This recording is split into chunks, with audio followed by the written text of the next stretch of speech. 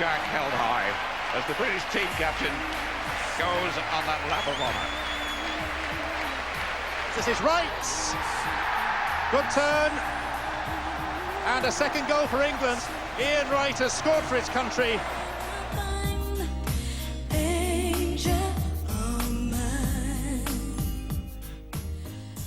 A Britain without these faces would today be hard to imagine. Good evening. A father explained in harrowing detail today. Most of the British public love Trevor McDonald. Trevor, you know, isn't thought of as a black newsreader anymore. Trevor's just the newsreader. And I think that says something about the way we've moved on in this country. The Britain of 50 years ago was a very different place. In 1948, the nation was still counting the cost of victory in World War II. It was a country about to lose an empire, and it was a country that was almost exclusively white. But Britain was about to face the biggest wave of non-white immigration in its history, a wave that would bring 500,000 people from the West Indies.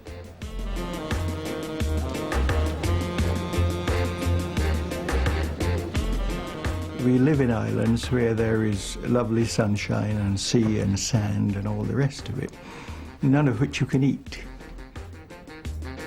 This is their story, the hopes they brought, the reality they found. You would see sign put up, rooms for rent, no niggers need apply.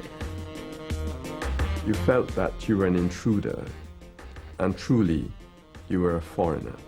You did not belong. This, too, is the story of Britain and how it was changed.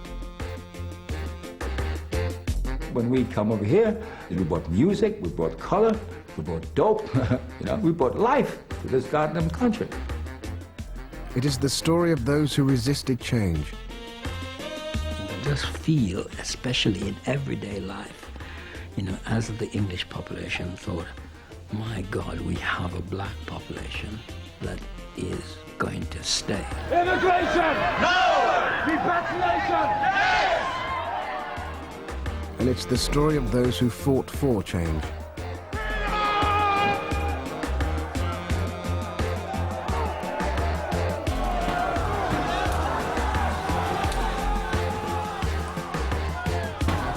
It's like a powder keg. You can suppress people for so long, but one day it's just bang. By the end of the story, Britain has been transformed, not least by those early immigrants and by their children. The nature of English identity now can accommodate black people. The black population has become a British population. How do I feel now, whether I'm black or British? I think I'm a bit of both, really. I'm black and I'm definitely British, you know. That's what I am. Our story begins exactly 50 years ago with the historic voyage of 500 West Indians on the Empire Windrush.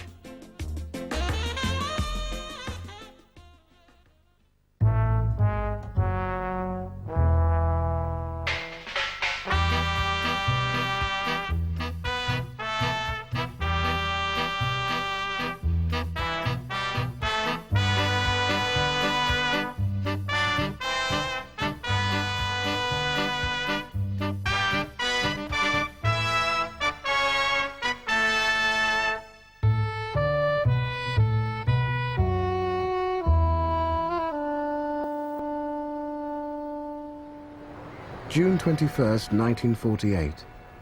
Although the Windrush had come 5,000 miles to Britain, to most on board it seemed like a homecoming. Back in the colonial Caribbean they had left, everyone was steeped in a way of life that was entirely British. Britain was everything. In my school, which was a Church of England school, I'm not talking about college, I'm talking about school, we sang things like the Eton Boat Song. I know it's strange, but everything that they did in England, we more or less did in our school. It was a kind of anglicized Jamaican upbringing. We were brought up that we are British, And we were brought up that England is your mother country, and we were brought up to respect the royal family. So no way any of us would ever dare to go and speak anything against the royal family. The king was our king. The flag was our flag. How more British could we get? And we lived it.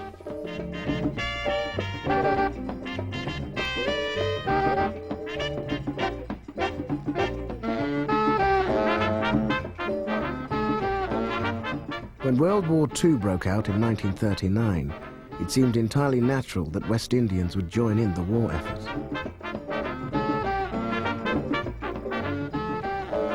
This squadron, Jamaica Squadron, was named after the island that paid for the planes. But it was with manpower rather than money that the Caribbean made its biggest contribution.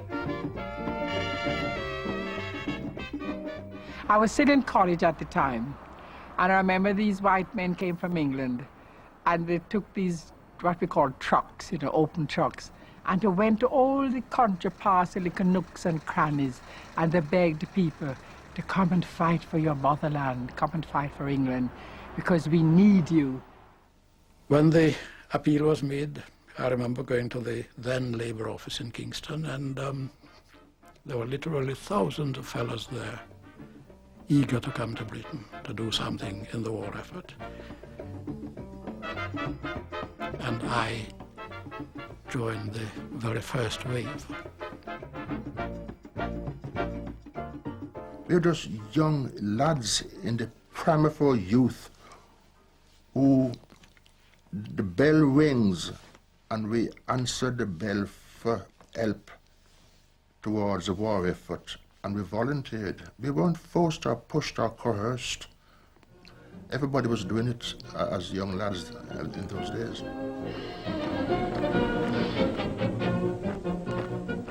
I went to England in 1940 to join the Royal Air Force. Why? Well, Jamaica was a colony then, and I suppose all loyal colonials, young men anyway, would feel you had a duty. Plus, I had a copy of Mein Kampf and was browsing through it. I came across a passage where Hitler described black people and Jews as semi-developed, anthropoidal, that sort of thing. Very derogatory terms. And as a young man, I said, to hell with you. If that's the way you think, I'm going to fight this war. I'm going to join the Air Force, and I'm going to shoot your tail off and come back home. And now I'm going to ask Flying Officer Ulrich Cross to speak for West Indians in the services. Ulrich is a navigator in one of our own bomber squadrons. Well, it's a job to know where to start. There are so many of us doing so many different things.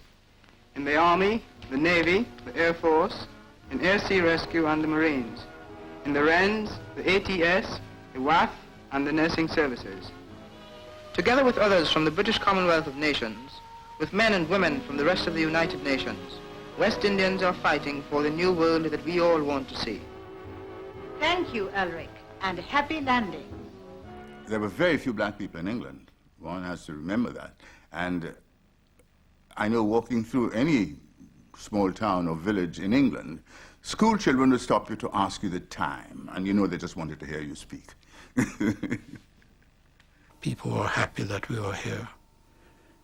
They showed their happiness. We were made welcome. Every one of these people gathered together in this studio is a West Indian. Today, West Indians have common citizenship and common cause with us, and they have come over to help us. In the crew with which I served, there are 10 of us whose lives depended on each other in case trouble ever came up. So, I couldn't afford to make an enemy of you or you of me while we were in the same crew. So from that point of view, we more or less existed together as a sort of family, As far as we were concerned, everything and everyone was equal in this country. West Indians and Britons not only lived together, they also died together.